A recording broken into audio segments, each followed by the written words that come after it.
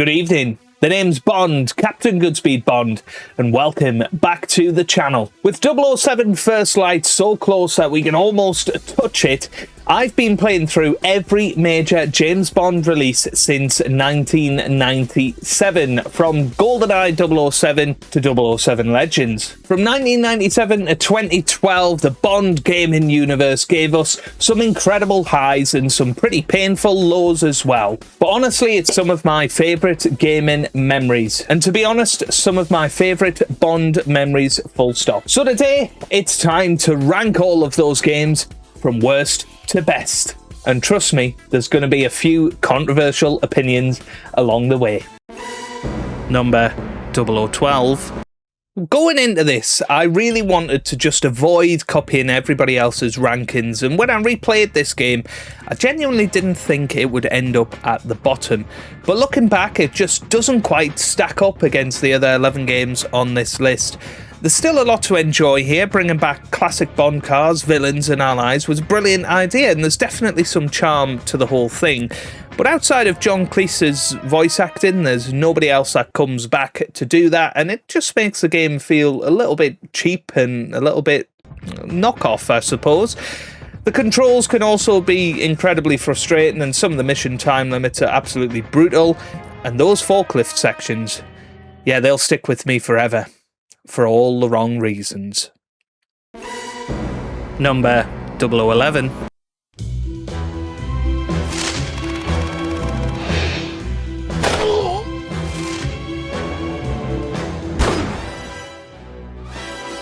Bond.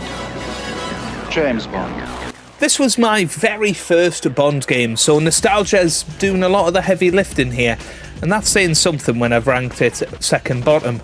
Honestly, I still had a really fun time replaying it recently. The atmosphere is still great, the soundtrack is memorable, and it really captures that late 90s Bond feel. But the lack of checkpoints and that horrible limited live system can make it unbelievably frustrating, especially during the final missions. The Wayland mission on higher difficulties feels borderline impossible at times, but despite all of that, I'll always have a soft spot for this PS1 classic. Number 0010.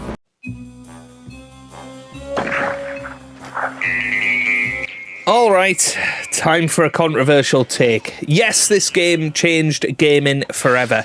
Its influence on the FPS genre is undeniable, and the multiplayer is still legendary nearly 30 years later. The soundtrack is phenomenal, and some of those early missions are absolute peak Bond gaming. But here's the thing, I never owned an N64 growing up. I only experienced the game years later through the leaked Xbox Live arcade version, so I don't really have that same nostalgia that many people do. For me, the lack of voice acting and cinematic Bond moments holds it back slightly compared to the games higher on this list. I absolutely respect what it achieved, I just personally enjoy the others more. Number 009. Ah yes, the game that had more versions than Roger Moore eyebrow razors. Pure nostalgia. I think this was a huge step up from its predecessor. The soundtrack is incredibly underrated. The stealth sections are genuinely enjoyable, and for the first time on PS1, it really felt like you were living as Bond. I do believe the N64 version is generally considered superior, but I've only ever played the PS1 version, so that's what I'm ranking here. Either way, I absolutely loved this game as a kid, and honestly, I still do over 25 years later.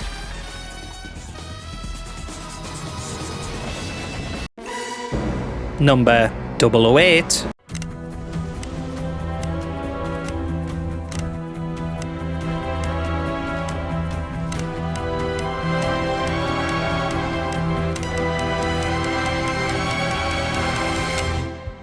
Now this one has jumped around my rankings ridiculously. Most people would probably put this dead last, and honestly, completely understand why. This should have been the ultimate Bond game. 6 classic Bond films represented across multiple eras, released during the franchise's 50th anniversary, with returning voice talent and huge potential. On paper, it sounds incredible. But what we got was actually an unfinished, glitchy experience that never fully delivered on its ambition, and yet I still have an absolute blast playing it. The endless waves of enemies can become exhausting, but there's still something really fun about revisiting all those iconic Bond moments in one game, and weirdly enough, I kind of love the idea that all 20 previous Bond films are flashbacks happening between Quantum of Solace and Skyfall. That's before Brofeld came along and ruined everything.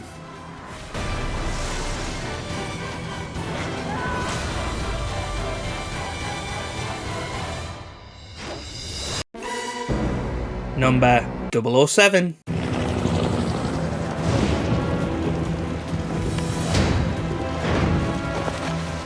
Hand it over. If you insist. This one's really difficult to rank. From a gameplay perspective, it's fantastic. It still looks great, it plays smoothly, and trying to complete missions stealthily is genuinely great fun. Story-wise though, I don't think it improves on the original film or game in any meaningful way.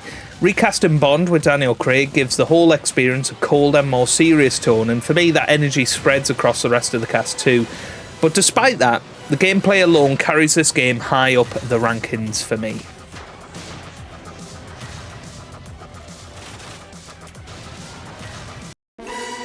Number 006.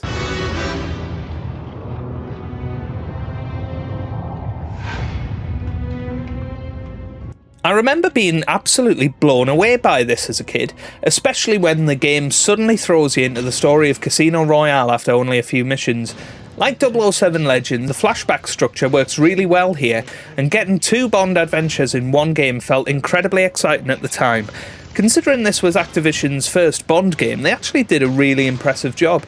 The gunplay felt modern, the presentation was cinematic, and it genuinely felt like Bond had entered the HD era.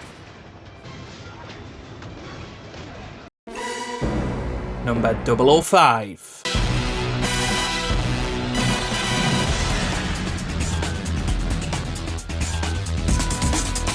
This is where EA really started finding their groove.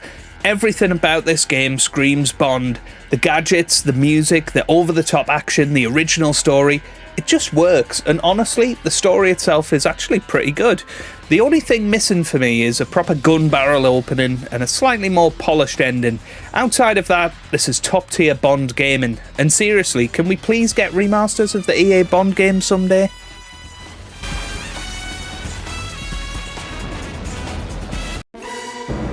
Number 004. Bond here. 007, this is urgent. Greco has flown in a group of international terrorists for a suicide mission. We fear the attack may be imminent.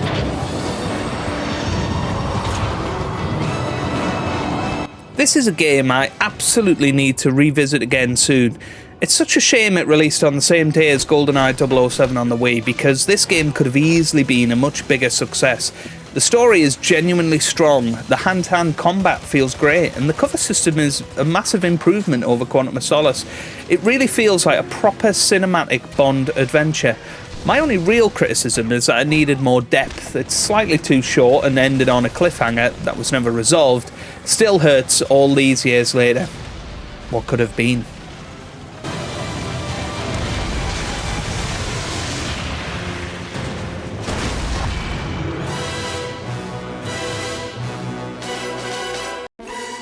It's time for 003. How ironic. Bond has now planted the seeds for his own destruction. Soon enough, the world will know and fear the name Nikolai Diavolo. You'll have everything you desire. Yes, Katya. Everything. Or nothing. If you replay this game today, it still feels unbelievably ambitious. This is basically Pierce Brosnan's unofficial 5th Bond film, complete with an incredible cast.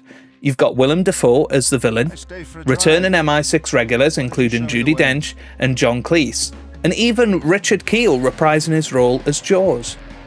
Objectively, this is probably the best Bond game ever made. The only thing that slightly holds it back for me is the mission structure itself. Some of the levels are incredibly short, and constantly jumping between the 5-minute missions can feel a little disjointed for me. I'd have preferred a longer, more connected mission structure for each act, but make no mistake, this is absolute god tier Bond gaming.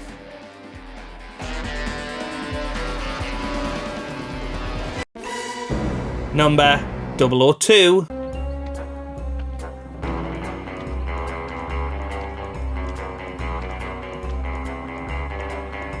Now, this game surprised me more than any other during my replay marathon.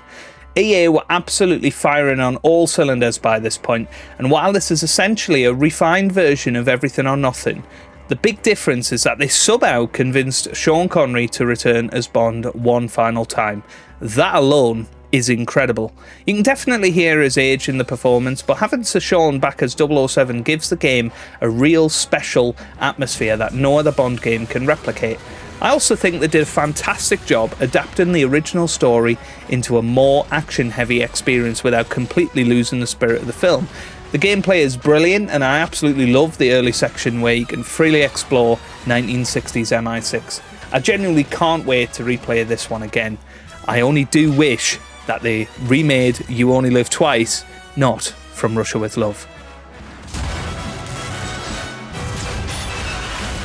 And finally, number 001. The name's Bond. James Bond. My number one. Honestly, no other Bond game captures the cinematic Bond fantasy quite like Nightfire. This game truly makes you feel like Bond. The gadgets are fantastic, the driving sections are brilliant, the soundtrack is incredible, and most missions give you multiple ways to approach objectives. Now, I'll admit the first half of the game does a lot of the heavy lifting for me. After Phoenix Fire, my interest drops slightly because of some of the following missions. They're not nearly as strong, and Countdown absolutely traumatised me as a kid. But even with that, this is still my favourite Bond game ever made. If I could choose one Bond game to receive a full modern remaster, it would be this, without hesitation. Even over 20 years later, parts of this game still look and feel fantastic. Well, that's my ranking. I know this list is definitely controversial in parts, but remember, it's my personal ranking based on my personal enjoyment, my memories, and my experience replaying these games in 2026. So now it's your turn. I want to hear your rankings down below in the comments section below. Was I too harsh on 007 GoldenEye? Was I too generous on 007 Legends? Let me know down below.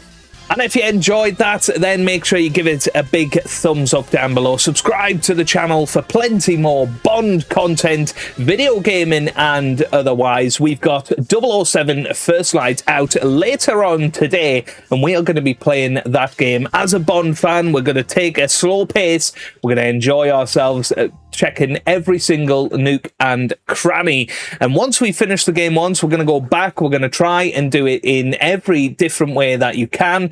And we're going to try and go for that platinum trophy. So make sure you join me for that and join me for plenty more Bond content very, very soon. And with all of that being said, goodbye, Mr. Bond.